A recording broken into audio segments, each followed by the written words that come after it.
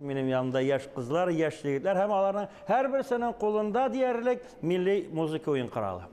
Mında indi men Irak'tan başlayayım. Naqi Sembet'nin şiirlerinde söylengen, kiyga solıp jırlangan Tatar halkının saz degan burungi instrumenti var. Mana sizden karşınızda ana bizning Ruslan Safin, o bizning ansambli bizning artisti sazda oynab ko'rsatdi, sazning yangırashini tinglab qarag'iz hali.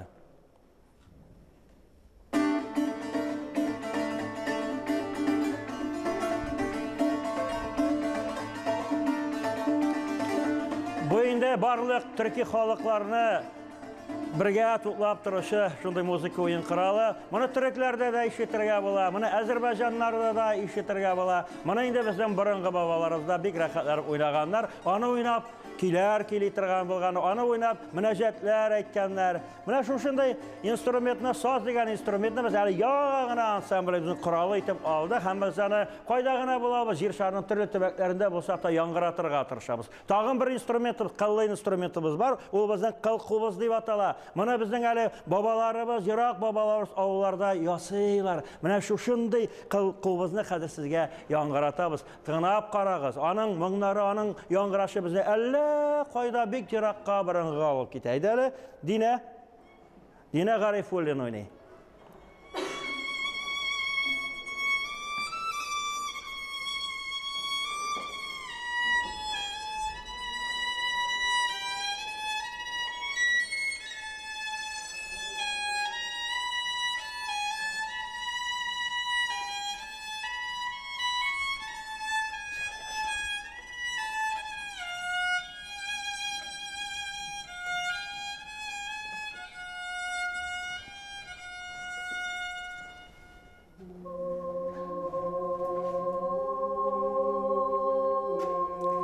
Meni de bo'lsin maxsus ravishda yangıratib ko'rsatasım kela. Chunki kishining eng qimmatli o'yin qiroli onun tovushi var.